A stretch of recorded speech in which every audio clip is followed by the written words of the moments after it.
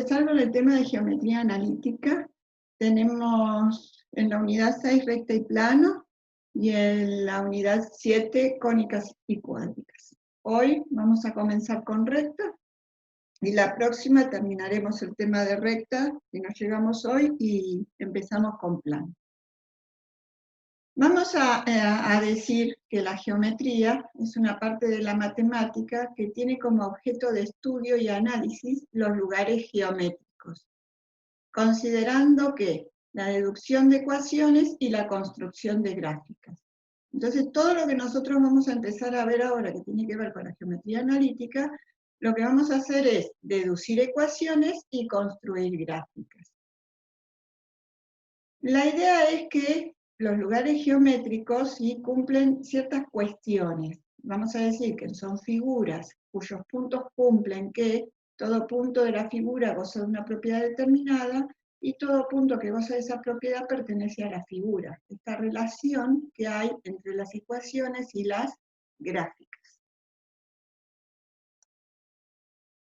Bueno, como les conté antes, unidad 6, recta y plano, comenzamos con recta.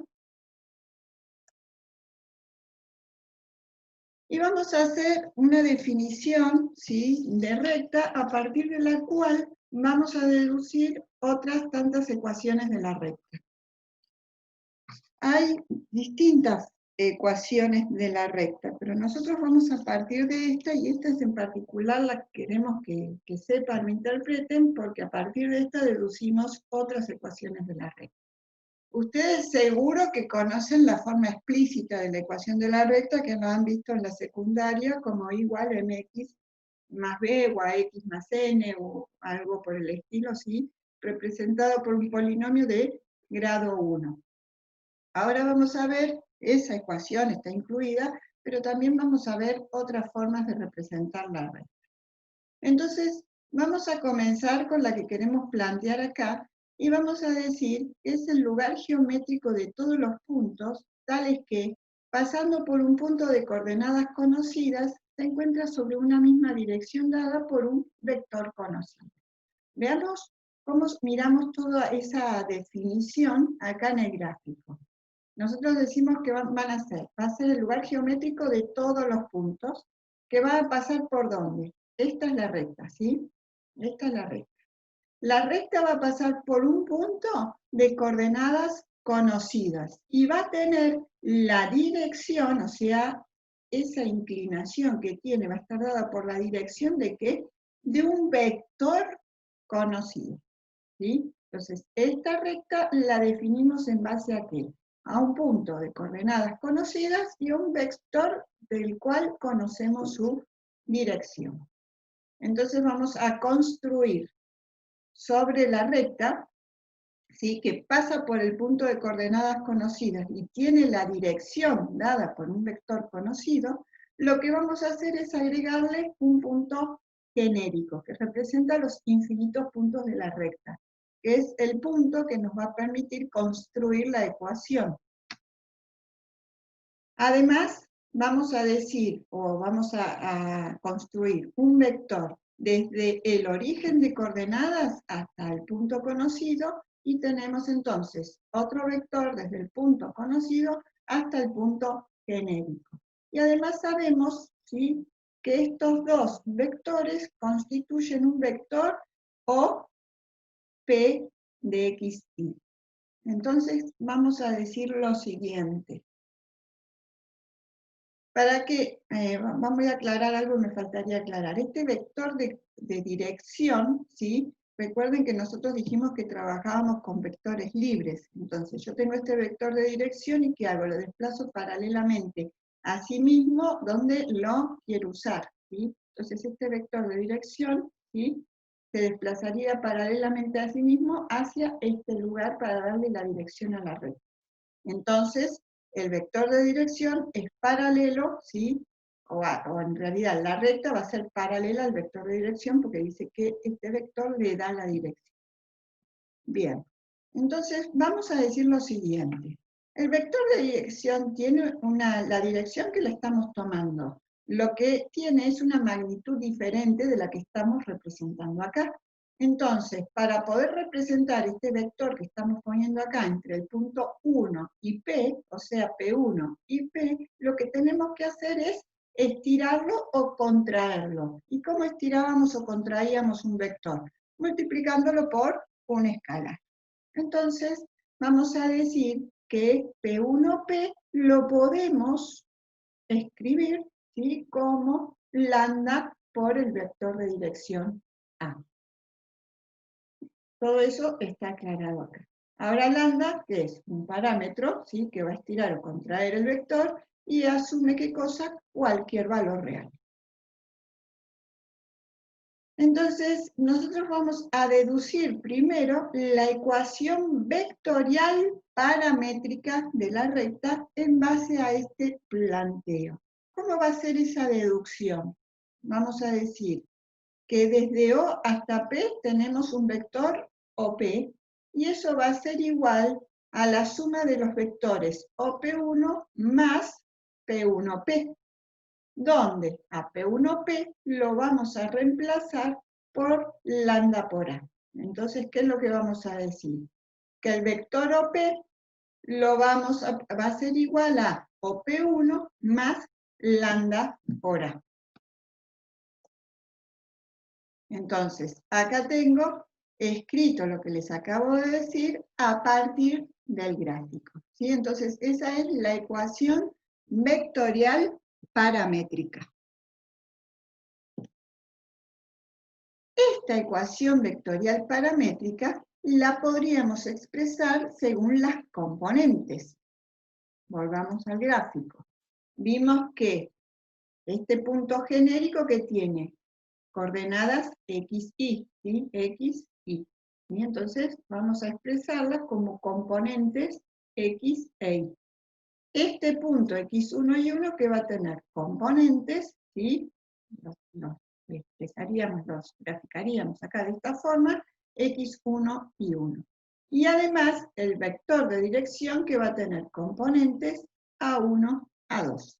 Entonces, en nuestra expresión de la ecuación vectorial paramétrica mediante las componentes que vamos a poner para OP, x, y, para OP1, x1 y 1, para el vector de dirección A1, A2.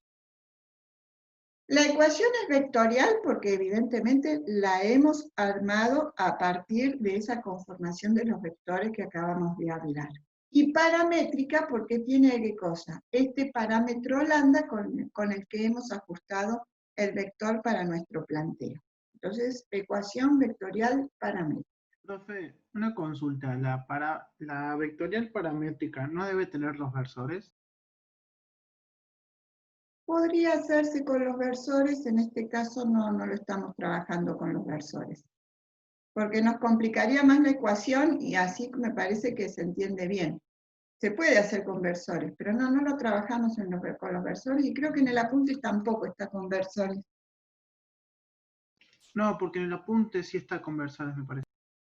Bueno, no sé, cuando yo lo miré, porque intenté hacerlo lo más parecido, no, me parece que no estaba, tal vez lo han modificado. Pero no hay problema, ¿así lo entendiste? Sí, profe. Bueno, y si lo querés hacer con versores, no hay ningún problema. Bueno, esta ecuación, ¿sí?, acabamos de plantearla en R2, pero también es válida en R3, también es válida en cualquier otro espacio Rn, ¿sí? Entonces, ¿qué es lo que va a cambiar? Que en vez de tener, si fuera en R3, en vez de tener dos componentes, tendremos tres en cada caso. Si fuera en R4, tendremos 4 en cada caso, así sucesivamente hasta Rn. De esta ecuación podemos dilucidar otra ecuación. Entonces vamos a pasar a la ecuación cartesiana paramétrica. ¿Qué es lo que tenemos que hacer para obtener la ecuación cartesiana paramétrica a partir de la vectorial paramétrica? Igualar componente a componente. Entonces, vamos a decir que X, ¿sí?, se igualan las primeras componentes, ¿sí?, como hacían con vectores. Decimos que x es igual a x1 más lambda por a1. Y es lo que tenemos acá. X es igual a x1 más lambda por a1. Segunda componente, igualamos. Y es igual a I1 más lambda por A2. Y es igual a I1 más lambda por A2. Entonces, la ponemos con una llave, y esto decimos que es la ecuación cartesiana paramétrica. ¿Sí? Siempre recuerden que paramétrica porque tenemos el parámetro lambda. Lo mismo hacemos en R3. ¿Qué es lo que agregamos en R3? Una ecuación más que corresponde a z. Entonces decimos que z es igual a z1 más lambda por a3. Y ahí tenemos la ecuación cartesiana paramétrica en R3. De estas dos ecuaciones respectivamente, podemos deducir la ecuación simétrica en R2 y en R5. ¿Cómo es que se hace eso? Empezamos con R2. Lo que tenemos que hacer es despejar lambda. Para despejar lambda, ¿qué hacemos? X1 lo pasamos restando, entonces nos queda X menos X1, y para terminar de despejar lambda, ¿qué hacemos? A1 lo pasamos dividiendo. Entonces nos queda X menos X1 igual a A1. ¿Eso va a ser igual a qué? A lambda, ¿sí? Porque hemos despejado lambda. Lo mismo hacemos con esta ecuación. Decimos I menos I1 sobre A2, y eso nos queda igual a ¿qué? A lambda. Como cada una de estas ecuaciones es igual a lambda, decimos que estas ecuaciones son iguales. Y por eso lo presentamos de esta forma. Cuando queremos calcular la ecuación simétrica en R3, lo único que tenemos que hacer es aquí despejar lambda de esta última ecuación. Entonces, para despejar lambda, ¿qué hacemos? Z menos Z1 dividido a 3. Y lo ponemos igual a los otros dos términos anteriores. Para pasar a la ecuación de la recta que pasa por un punto, ¿sí? Y fíjense, antes de la ecuación de la recta que pasa por un punto, ¿qué es lo que no está más acá? Que ahora se llama ecuación simétrica y no dice nada de parámetros, ¿sí? No tenemos más el parámetro, ¿sí? Entonces, a partir de ahora, lo que vamos a tener, o vamos a ir deduciendo, son ecuaciones que no dependen del parámetro lambda. Entonces, ahora sí, entonces, de esta ecuación, vamos a despejar y vamos a calcular la ecuación de la recta que pasa por un punto. ¿Qué tenemos que hacer en esta ecuación para lograr esta? ¿Sí? Vamos a pasar A2 multiplicando al otro miembro, de modo que nos queda A2 sobre A1 por X menos X1, que es lo que tenemos acá. Y entonces, al pasar A2 al primer miembro, nos queda I menos I1 en el segundo, que acá está escrito en el primero. Luego reemplazamos el cociente A2 sobre A1 por M, donde M decimos que es la pendiente. Entonces tenemos la ecuación de la recta que pasa por un punto, ¿sí? Por el punto X1 y 1.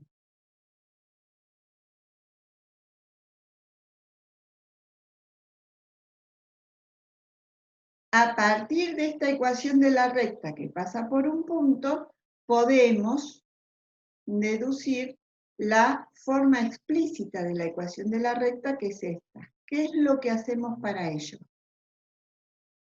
Distribuimos, ¿sí? Hacemos mx por x menos 1 y pasamos sumando i1, ¿sí? Mx nos queda igual, y menos m por x1 más 1, porque pasa acá sumando, todo eso es un número, ¿sí? Porque m es un número por x1 es un número, que acá dice que es negativo, porque al multiplicar nos queda negativo, más el i1 es un número. Entonces, todo ese número que hacemos, lo renombramos, lo llamamos b. y entonces nos queda la forma explícita de la ecuación de la recta.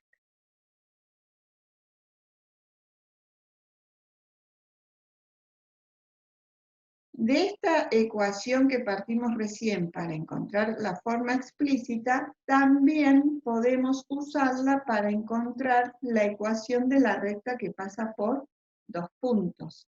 Nosotros cuando encontramos la ecuación esta, que es la ecuación de la recta que pasa por un punto, que también se llama la ecuación de las de recta, al tener un solo punto, no nos queda fija la pendiente, ¿sí? Por ese punto, x1 y 1 pasan ¿qué? Infinitas rectas.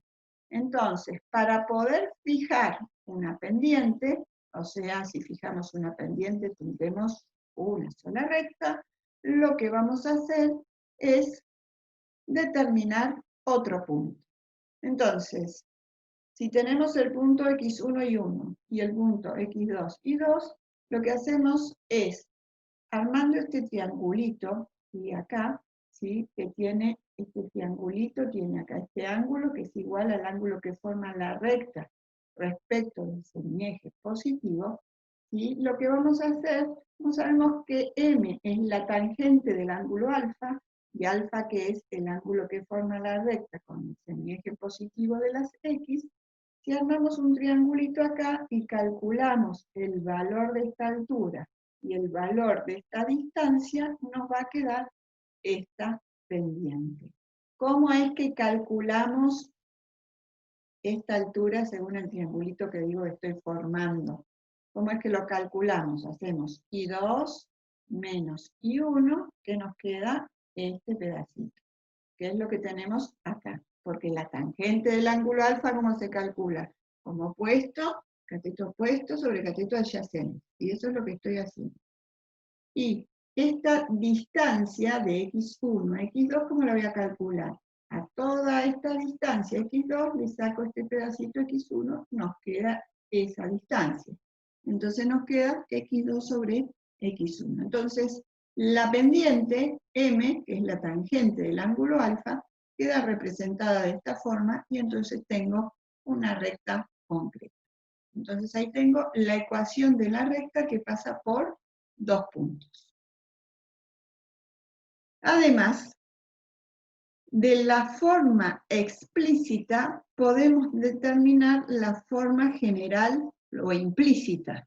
Entonces, ¿cómo vamos a hacer? Partimos de esta forma, pasamos estos dos términos al primer miembro restando e igualamos a 0, y luego de eso multiplicamos a ambos miembros de la igualdad por una constante arbitraria que pusimos como B mayúscula. Y a partir de ahí renombramos. ¿Cómo renombramos? Los números, ¿sí? Las letritas que simbolizan una constante que acompañan a X, las llamamos A. BI lo dejamos como está. Entonces, si todo esto lo llamamos A, nos queda AX, que lo tenemos puesto acá. BI lo dejamos como está. Y a las letritas o constantes que conforman un número, o sea, no están acompañadas de una variable, las renombramos como C. Entonces acá tenemos C. Entonces, la forma general o implícita de la ecuación de la recta va a ser AX más BI más C igual a 0. A partir de esta ecuación, ¿qué hacemos? Podemos determinar la ecuación segmentaria. ¿Qué hacemos? A la ecuación general o implícita la vamos a dividir por menos c, o sea, el opuesto, ¿sí?, de esta constante. De modo de que, de formar acá un menos 1, que lo vamos a pasar al otro miembro sumando. Y además vamos a reacomodar A y B. Los vamos a poner respectivamente acá como denominadores de C, porque si nosotros hacemos producto de extremos sobre producto de los medios, al pasar A acá dividiendo y C acá dividiendo, supongamos que hacemos 1 por A sobre, y acá tengo una fracción de 1 sobre 1, nos queda 1 por menos C, que nos queda esto mismo que tenemos acá. Lo reexpreso, y entonces, ¿qué me queda? De denominador, menos C sobre A, que es un número, y acá otro denominador, menos C sobre B, que es otro número, que los renombramos como A y B. Y si miramos en la gráfica, ¿qué representan A y B? ¿Sí? La forma segmentaria de la ecuación de la recta nos está diciendo el lugar donde la recta corta respectivamente al eje X y al eje Y. ¿Sí? El número que está debajo de X nos indica dónde la recta corta al eje X, y el número que está debajo de la variable Y nos indica dónde la recta corta al eje Y. Bueno, para hacer un poco más claro todo esto, ahí hicimos toda una deducción teórica. Ahí en el apunte deben tener el detalle del paso a paso. Díganme si no entendieron algo, vemos de ampliar. Y vamos a ver Un un segundo, el video filmín para anterior. aclarar un poco más esto. ¿Cómo? ¿Podría volver un segundo la filmín anterior? ¿Cómo no? Sí. Ahí está, me había quedado claro la última ecuación. ¿Está? Sí, sí, es. ¿Pero la entendiste ahora o no? Sí, sí, nada más que lo estaba copiando y no terminé de ver cómo era. Ah, bueno, bueno. Entonces vamos a ver un video, ¿sí? Donde vamos pasando de una ecuación a la otra, pero con un ejemplo. Después ustedes tienen que ir acordándose, a medida que vayan trabajando todo esto, tienen que ir acordándose todas estas ecuaciones, porque para la práctica, ¿sí? Pasar de una ecuación a otra o resolver algún tipo de planteo, ¿sí? Van a necesitar tener claras las ecuaciones que tienen y cómo las pueden manejar. Porque no cualquier planteo se puede resolver con cualquier ecuación, ¿sí? Tenemos que ver cuáles van a ser las distintas formas en las que vamos a poder resolver. Acá vamos a ver un video, después tienen otros videos que les dejé acá, en R3, ¿sí? Ahora nosotros el que vamos a ver es en R2 como para introducir el tema. Bueno, espero que el ejemplo les haya aclarado alguna duda. De todos modos, esto es como muy básico, como les digo siempre, ejemplos de sala de dos como para empezar a entender algo. Luego en el práctico sí las cosas se complican bastante. En lo que tiene que ver con recta y plano hay una variedad de planteos impresionante, así que tienen que practicar un montón. Lo primero que tienen que hacer, ¿qué es? Machete de ecuaciones. ¿Sí? Más allá de saber cómo se deducen, que va a ser importante porque nos va a ayudar en las deducciones que tienen que hacer en forma práctica, ¿sí? Recordar cuáles son las ecuaciones, qué elementos tienen, etc. ¿Sí? Repasemos. Tenemos la ecuación vectorial paramétrica, que la podemos tener expresada mediante vectores o mediante componentes. Eventualmente ustedes hasta pueden tener que calcular los vectores. Primera ecuación. Segunda ecuación, la ecuación cartesiana paramétrica. Y otra ecuación con parámetros no tenemos. ¿Sí? Tenemos estas dos, eventualmente las podemos contar si quieren como tres. Y las tenemos definidas, la ecuación vectorial paramétrica en R2, R3 hasta Rn, y la ecuación cartesiana paramétrica en R2 y en R3. Luego pasamos a la ecuación simétrica donde nos deshicimos del parámetro y la tenemos definida en R2 y en R3. Y a partir de acá, todo el resto de las ecuaciones las hemos definido en R2. Entonces, ecuaciones en R3 que tenemos, la vectorial paramétrica, la cartesiana paramétrica y la simétrica. ¿Sí? Además, estas mismas están en R2 y solamente la vectorial paramétrica se puede hacer extensiva hasta Rn. Y luego, la ecuación de la recta de pasa por un punto, por dos puntos, la ecuación general. En R2, además tenemos la forma explícita la forma implícita o forma general, la ecuación de la recta que pasa por dos puntos y la segmental. Esto por ahora para esta tanda de ecuaciones, después vamos a ver alguna que otra más, ecuación de la recta, alguna otra forma. Pero en principio, todas estas. ¿Sí? Es importante reconocer las características y la información que nos da cada recta, o cada ecuación, o cada planteo, por ejemplo. En este caso, cuando tenemos la ecuación segmentaria, sabemos que los denominadores nos indican donde la recta intersecta al eje X y al eje Y respectivamente, según dónde está el numerito acompañando a la variable. ¿Sí? La ecuación de la forma explícita, bueno, me dice la pendiente y el término independiente, la ecuación de la recta que pasa por dos puntos, dijimos, bueno, tenemos fija una recta. Cuando tenemos estas formas de la recta, ¿sí? Tenemos dirección, ¿sí? Entonces acá tenemos los números directores del vector de dirección para la recta. Que lo tenemos ¿dónde? Acá en los denominadores, según sea en R3 o en R2, acá acompañando el parámetro lambda, ¿sí? Estas que son las coordenadas del punto, ¿sí? Acá donde están las coordenadas del punto. En los numeradores es importante poder rastrear cada uno de los elementos porque nos dan la información que después necesitamos para trabajar. Bueno, ya esto lo van a ver un poco más extensamente con la profe del gráfico. Vamos a ver entonces ahora ángulo entre dos rectas.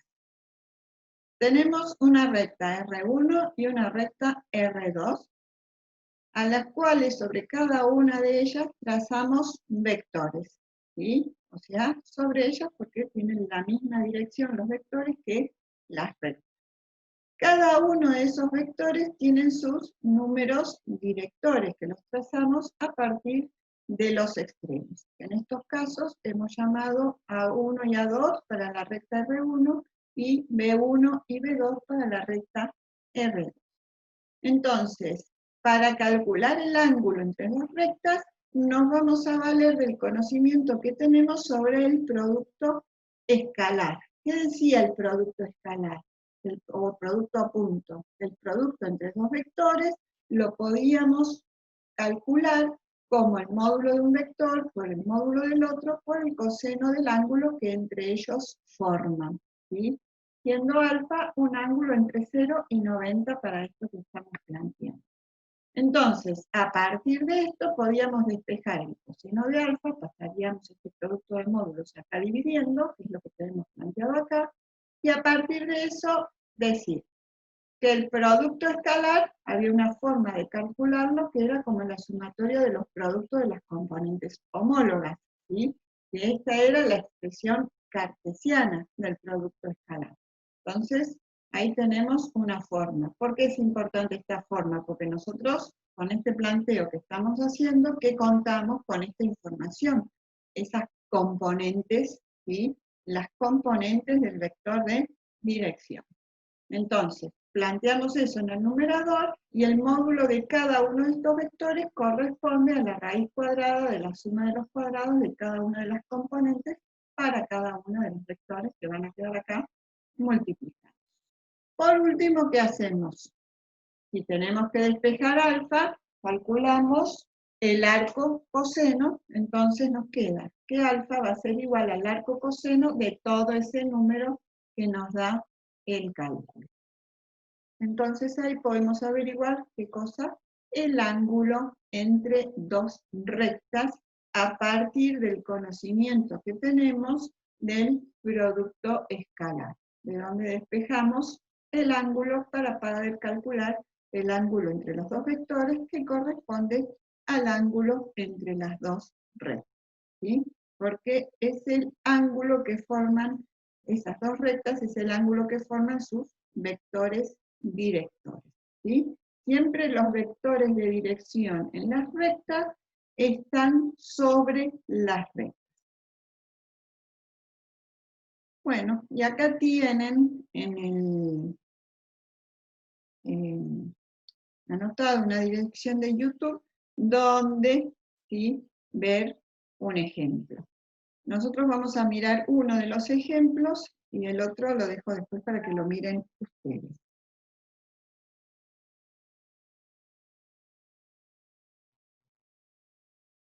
Vamos a pasar a lo que llamamos familias o haz de rectas, ¿sí? Las familias lo que tienen es que cumplen alguna condición geométrica. Siempre vamos a hablar, para cada familia cumplen una única condición geométrica. En el caso de la familia de rectas paralelas, ¿cuál va a ser la condición geométrica que van a cumplir? Van a tener la misma pendiente. Entonces, si nosotros describimos la familia de rectas paralelas a través de la ecuación en forma explícita, ¿qué vamos a tener? Que tenemos una pendiente M1, o sea, la pendiente ¿cuál va a ser? Siempre la misma, por eso la dejamos puesta como M1, quiere decir que es un valor concreto, y lo que va a cambiar, ¿cuál es? El valor de la ordenada o del término independiente. Entonces, ¿qué vamos a tener? Un valor de K que va a poder asumir los infinitos valores reales. La familia de rectas concurrentes, ¿qué condición va a cumplir? ¿Sí? Vamos a decir que tenemos un punto x1 y 1, y las rectas concurrentes pasan por un único punto. Entonces va a pasar, esta recta pasa por x1 y 1, esta recta también, e infinitas rectas pasarán por ese punto. Entonces, ¿qué nos queda fijo? Nos queda fijo el punto, que es x1 y 1, ¿y qué es lo que cambia? La pendiente. ¿Sí? Entonces, la pendiente decimos que puede ir asumiendo distintos valores. Y otra familia de rectas es la familia que pasa por la intersección de otras dos rectas.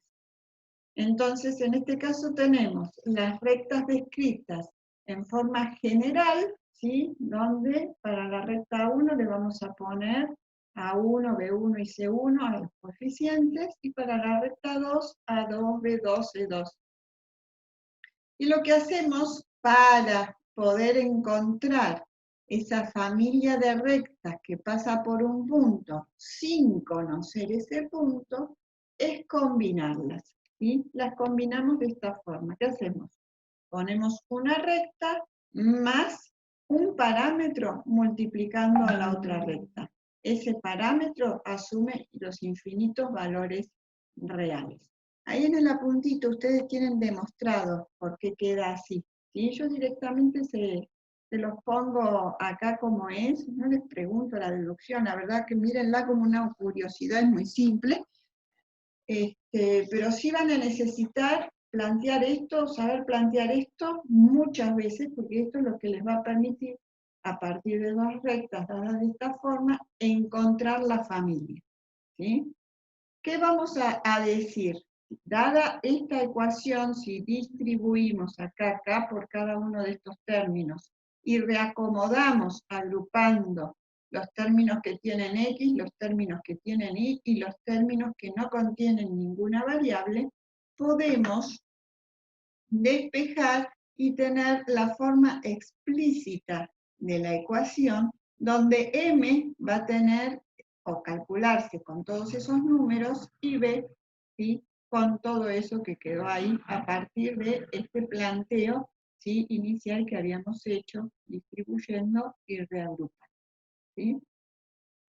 Cuando nosotros trabajemos esto con números, ¿sí? ¿Qué hacemos? Planteamos esto, las dos ecuaciones, y como se trata todo de números, o sea, no nos plantea esta dificultad de que parece me tengo que acordar de esto, no. Lo que tienen que acordarse que es de la metodología. Planteo una ecuación, más K por la otra ecuación, distribuimos, ¿sí? Reagrupamos y vamos a poder determinar el valor de K que cumple, ¿sí? Con lo que dice el enunciado. Tener la familia de rectas que pasa por la intersección de otras cosas. Vamos a ver un videito muy corto. En el caso de las rectas paralelas, nosotros movemos el deslizador y lo que vemos es que mantiene la misma pendiente toda la recta. Entonces, es la característica que van a tener para ser paralelas. En cambio, con las rectas concurrentes, ¿qué cambian? Cambia la pendiente. Entonces, ahí tenemos las rectas que pasan por un mismo punto.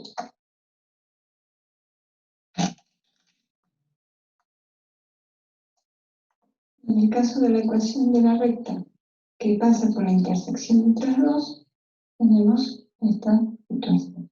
¿Sí? Lo que cambia también es la pendiente.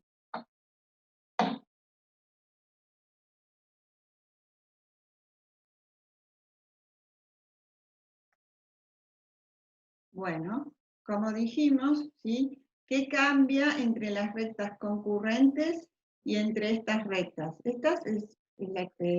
Todas las rectas pasan por este punto. Acá, ¿qué pasa? Pasan por este punto, pero nosotros no conocemos el punto. Por eso decimos o hablamos de qué? De el conjunto o familia de rectas que pasa por ¿dónde? Por la intersección de otras dos.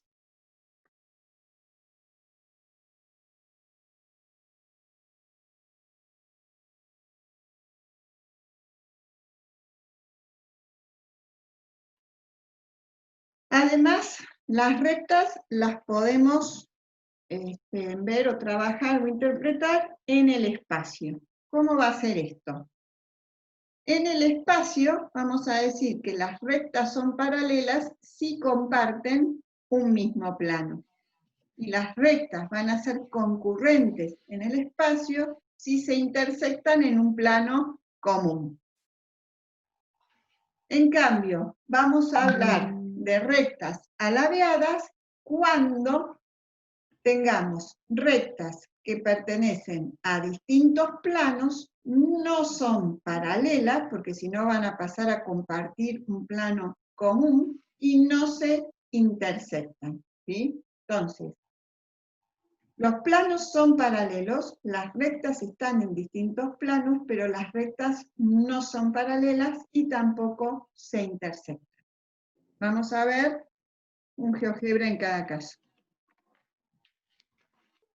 Veamos acá. Fíjense. Las rectas paralelas pertenecen ¿a qué? A un mismo plano, ¿sí? En el espacio. Están todas sobre ese plano. Y acá tengo graficadas, ¿sí? Vamos a ver uno. Las rectas concurrentes, si miran, también pertenecen, ¿sí? Al mismo plano. Se intersectan en un plano común. Las otras paralelas lo mismo, lo único que, bueno, no hace falta tener tantas rectas dibujadas para ver esto, ¿sí? Veamos las rectas alabeadas. Pertenecen, si ustedes miran esto, pertenecen ¿a qué? A distintos planos. A ver, vamos a ver si se puede notar. Ustedes en algún momento van a poder captar, ¿sí? Que pertenecen a distintos planos, que ambos planos, a ver si lo puedo hacer más lento. Ambos planos son paralelos, no se intersectan y no pertenecen a un plano común.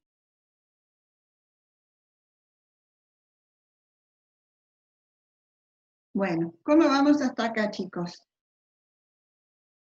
Bien, profe. Bueno, otra cosa que tenemos que ver es la forma normal de la ecuación de la recta. Les había dicho al principio que teníamos que ver otras formas de la recta. Entonces vamos viendo toda esta info que tenemos acá despacio. Vamos a ver primero cuál es el planteo gráfico. Nosotros tenemos una recta, que es la rosa, y a partir del origen de coordenadas y hacia la recta tenemos trazado un vector normal.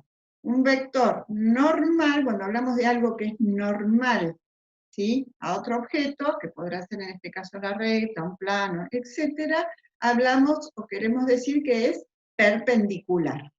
Entonces, tenemos un vector normal a la recta trazado desde el origen de coordenadas. Ese vector normal, ¿sí?, tiene sus componentes A y B. Habitualmente, el vector normal lo expresamos como n, con su indicación de vector, y siempre vamos a decir que las componentes, o habitualmente, vamos a dejar ese nombre de componentes para el vector normal. Entonces, A en X, B en Y. Además, tenemos determinado un punto conocido, P1, X1 y 1, ¿sí?, acá en la intersección entre el vector normal y la recta. Y sobre la recta tenemos determinado un punto genérico, P de X, Y. Y entonces podemos trazar un vector, que es el vector de dirección de la recta, entre P1 y P.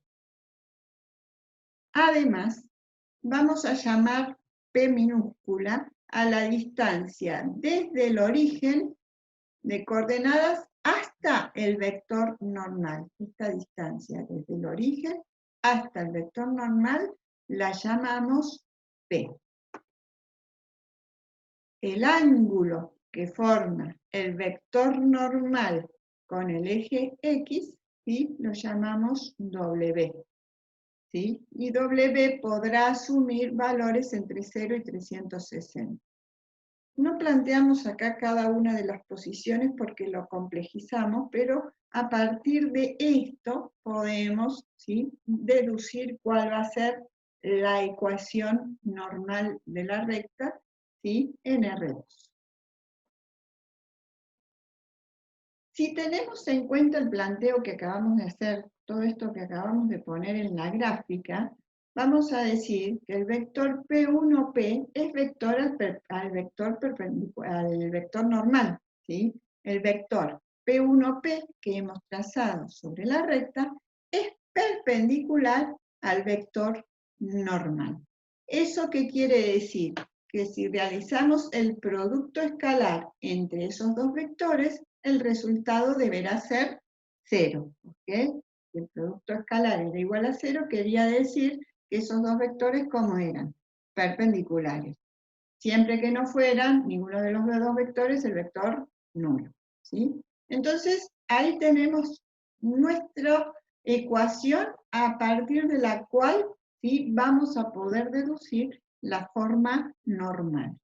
¿Qué es lo primero que hacemos?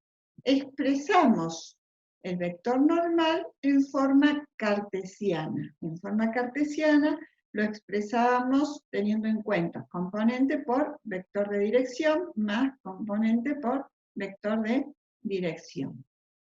Y la forma cartesiana del vector P1P, como P1P involucra a un punto concreto y a un punto genérico, ¿qué tenemos que hacer?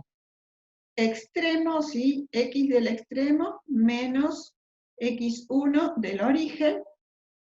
Ahí vamos a tener, ¿qué cosa? La distancia que tiene que ver con X.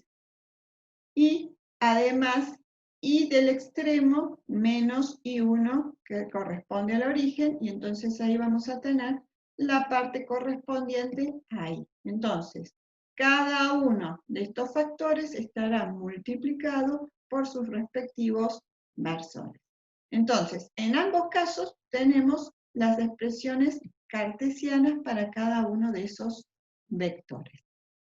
Si hacemos, ¿sí?, este producto escalar, que es lo que tenemos propuesto acá, entonces, si multiplicamos las expresiones cartesianas con el producto escalar, tendremos esto que estamos poniendo acá, ¿sí? Simplemente estamos planteando que el producto escalar lo vamos a realizar o representar mediante esas expresiones cartesianas. Además sabemos que si tenemos el producto escalar expresado de esta forma, esto va a ser igual ¿a qué? A la sumatoria de los productos de las componentes homólogas. Entonces, ¿qué es lo que vamos a sumar y multiplicar y sumar? Vamos a componente, ¿sí?, que corresponde al versor I, la vamos a multiplicar por esta componente que corresponde al versor I. Y es lo que tenemos acá. Más componente que corresponde al versor J por la componente que corresponde al versor J. Entonces, tenemos la sumatoria de los productos de las componentes homólogas. Esto, por supuesto, igualado a 0, que es lo que sabemos que vale el producto vectorial entre dos vectores que son perpendiculares. Luego de eso, ¿qué hacemos? Distribuimos acá, y luego de distribuir, reagrupamos. ¿Cómo reagrupamos? Dándole la forma, ¿sí? Reagrupamos y acomodamos. Dándole la forma de la forma general de la ecuación de la recta. Forma general o implícita, que dice AX más BI más C. En este caso, nuestro valor de C, ¿cuál va a ser? Lo que nos quedó luego de distribuir todo lo que son números, o sea, lo que no está acompañado de variables. Entonces, estos dos números será lo que nos queda al final. A partir de esto, ¿qué vamos a hacer? Planteamos dividir a ambos términos, ¿sí? Perdón, a ambos miembros, por el módulo del vector normal, o sea, la longitud del vector normal. Y entonces, tenemos esto planteado, vamos a ver a qué corresponde cada uno de estos cocientes. Si nosotros tenemos en cuenta que queremos calcular primero el coseno del ángulo W, el coseno de W ¿a qué va a ser igual? A esta altura, ¿sí? O sea, coseno de W, que es adyacente sobre hipotenusa. Entonces, ¿qué es? Esta distancia A sobre hipotenusa. ¿Hipotenusa qué es? Normal, ¿sí? Entonces, el coseno de W es igual a sobre la normal. Si queremos calcular el seno de W, se calcula como opuesto sobre hipotenusa, entonces esta altura del opuesto, ¿cuánto es? B. Y la hipotenusa, ¿cuánto es? ¿O cuánto vale? Es la normal. Entonces tendremos esta otra expresión. Entonces, A sobre la normal, como está expresado acá, que es el coseno. B sobre el módulo de la normal, que es el seno, ¿sí? Lo mismo acá, lo mismo acá. Entonces, ¿qué es lo que nos va a quedar expresado?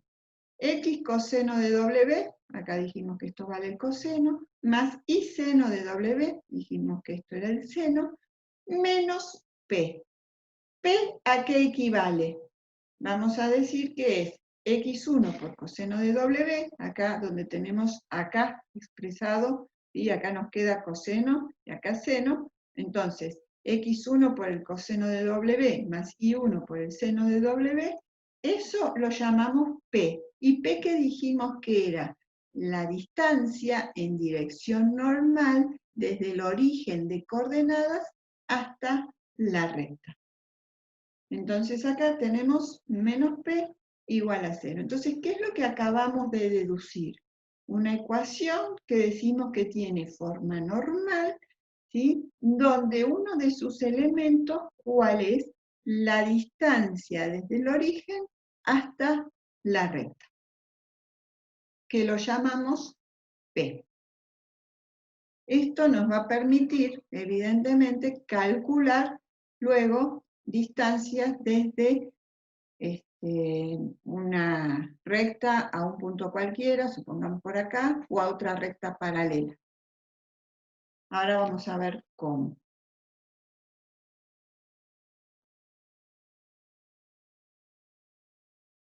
Bien.